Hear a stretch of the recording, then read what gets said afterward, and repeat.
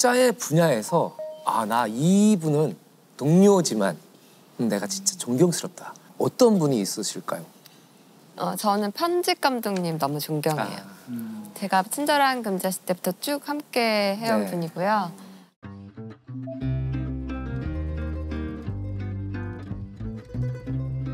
시나리오가 어디로 가고 있는지, 무엇이 부족한지 잘 짚어주시는 분인데 제가 예전부터 너무 존경하는 부분이 있었어요. 이제 영화 편집을 하면 사실 시나리오랑 어떻게 다르게 편집이 되는지 잘 보이잖아요. 어떤 부분은 정말 세련되게 하시거든요. 예를 들어서 컷의 순서가 바뀌면 이게 더 웃겨. 70%의 사람들이 웃을 거야. 하지만 이걸 뒤에 조금 늦게 해놔. 그러면 한 30%만 웃을 수 있어. 하지만 이게 더 세련돼 있어.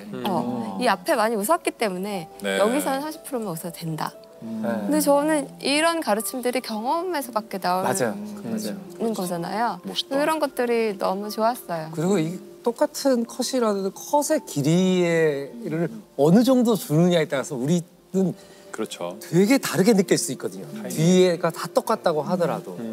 근데 이런 종류의 배움이 지식이 아니라 경험을 통한 거잖아요. 인격을 통해서 온다는 게 재밌는 것 같아요. 이게 그냥 어디서 인터넷에서 읽거나 책에서 읽거나 이런 배움이 아니라 사람한테만 들어있고 그리고 제가 그 사람을 신뢰하고 또 그 사람을 좋아하기 때문에 저를 받아들일 수 있는 그런 가르침인 것 같아요. 저도 뭐 그렇게 다르지 않을 것 같은데 아까 뭐 이렇게 음향 하시는 거기서도 얘기하셨지만 특히 엔지니어, 사운드 엔지니어들은 가사를 쓰고 노래를 녹음하고 이런 걸 가창하는 사람들이랑은 또 완전히 다른 되게 공학적인 영역이잖아요. 그래서 제가 들었던 그 모든 음악의 결과물들이 사실은 이분들의 노고가 엄청나겠구나라는 생각을 되게 많이 하게 됐어요. 저희는 예를 들면 피드백을 들을 때도 막 이게 뭐 저역대가 고역대가 이렇게 하다보다는 뭐 이게 좀 플랫하다든지 아니면 좀 공간감을 좀 넣어달라든지 뭐 이렇게 되게 추상적으로 할 때가 많아요. 네, 그래서 저희도 그래서 어쨌든 저도 그래서 피드백 할 때 최대한 뭔가 좀 잘 그들의 언어로 알아들으실 수 있게 하려고 노력하는 편인데 어쨌든 막 되게 그냥 이거 좀 뭔가 좀 사운드가 좀 뭔가 좀 땡땡하게 좀 이렇게 안 돼? 뭐 이런 식으로 하는 사람 근데 그게 참 어려운 거죠 사실. 어렵죠.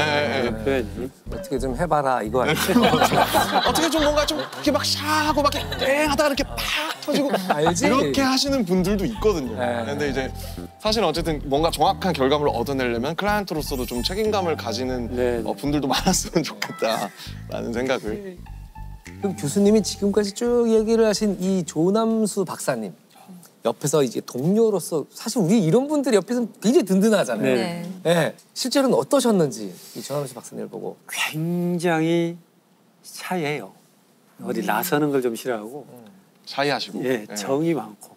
그러니까 아무래도 공무원 사이니까 직위라는 것도 필요하잖아요. 그것을 그렇게까지는 생각을 안 해요. 굳이 경쟁해서 내가 더 뭐 이런 건 없고 내가 지금 이걸로 한 걸로 난 만족하는 거고 보람을 느끼고 있고 우리가 노하우를 많이 알아야 된다고 보잖아요. 그건 하나의 기술적인 부분이고 요즘은 저는 쓰는 단어가 노후라는 표현을 해요. 노후. 누가 했는지. 그러니까 어떤 회사가 기존의 공장을 좀 인건비가 낮은 지역으로 옮기면서 굉장히 최신식으로 했어요. 아주 정말 자동 공정으로. 그러나 불량품이 더 나오더라는 거죠. 왜 그럴까? 더 낮게 했는데. 그래서 따져보니까 실은 그전의 공장에서는 한 사람이 그 틈을 메꾸고 있었더라는 거예요. 이 틈을 자연스럽게 메꾸고 있어서 이건 의미가 없는 줄 알고 다른 설계를 했던 거죠. 결국은 누군가는 이 사회에서 전문화되는 세계 속에서 그 사이의 간극을 스스로 메꾸는 분들이 있어요. 이 부분이 참 우리는 공동체에서 중요하게 봐준다. 맞아요. 그래서 노하우보다는 이제 조직의 관리나 누가를 할 때는 노후를 찾아야 된다고 그러잖아요. 누가 메꾸고 있을까 우리가 그런 분들이 어떤 본인의 일에 대한 사명감이나 이런 것들이 있으니까 그 간극이 보이지 않고. 그렇죠. 우리는 그게 당연한 걸 보죠. 맞아요. 우리는 평범한 일상이 멈췄을 때 비로소 그게 있었구나. 그렇죠. 우리가 모르는 순간에 이 세상을 움직이고 이 세상을 지탱하고. 퍼즐을 맞추고 하시는 분들이 있었구나. 근데 그 중에 아주 중요한 분이 오늘 조남수 박사님. 너무 감사합니다. 인비지블이네, 정확하게. 이분들의 특징이라고 그러더라고요. 자기가 이렇게 드러나는 거를 원래 이렇게 싫어하신다고. 그러니까 자기가 얼마나 중요한지 모르고 자기보다 다 남들이 더 많이 하는 줄 알아요. 자기보다 더 나은 사람이 더 잘하는 분 이렇게 얘기를 자꾸 그렇게 하니까. 생각하시네요. 와, 너무 멋있잖아. 그래서 제가 여러 조직에도 이런 사람들이 분명히 있을 것이다. 그럼요. 당연히 우리는 있을 우리 것 같아요. 공동체는 그래서 굳건한 것이다라는 맞아요. 표현을 하고 싶어요. 아까 김상욱 박사님도 그렇고 이유 박사님도 그렇고 이제 사랑하는 분을 얘기를 하는데 이제 박사님들의 모습이 겹쳐서 보이는 것 같아요. 아. 내가 사랑하고 존경하는 사람, 내가 원하는 가치를 먼저 실현하고 있는 그렇습니다. 사람들이 네. 그게 눈에 보인다는 생각이 들어요. 저는 평소에 박사님이 현장에서 어떻게 일하시는지를 보게 된 것 같은 생각이 들더라고요. 맞아요. 정말 좋은 얘기들이 나왔는데 또 사랑하시는 조남수 박사님께 한마디 해주시면 어떨까 마지막으로. 빛이 난다는 것은 스스로를 태운다는 거야. 그러지 말고 이제 저쪽으로 보고서 영상 편지 같은 걸 해주시면 어떨까? 영상 편지. 이게 우리가 실은 아까 이 조명도 있었지만 조명을 담당하는 분은 필히 조명 뒤에 있어야 돼요. 조명 안으로 들면 자기는 존재 가치가 아닌 거죠. 이렇게 보면 우리 국가수의 많은 사람들은 결코 제 일선에서 누군가를 빛을 받지 못해요.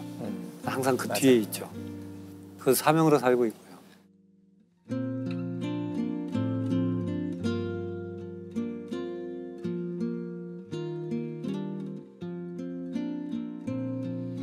그런 부분들 좀 많이 알아주셨으면 좋겠고 우리 조남수 박사는 끝까지 이게 말하는 초는 태워야만 빛이 나잖아요. 자기가 없어져야. 아마 본인이 타는 줄도 모르고 태우고 있을 거예요. 그 부분은 참 응원하고 싶습니다. 네. 이 자리에서 이렇게 얘기하기는 서로 쑥스럽지만은, 그러니까 조 박사님, 나는 삶을 살아가는 것뿐만 아니라 일을 한 속에서 많이 배웁니다. 그리고 존경합니다. 저희도 응원하겠습니다.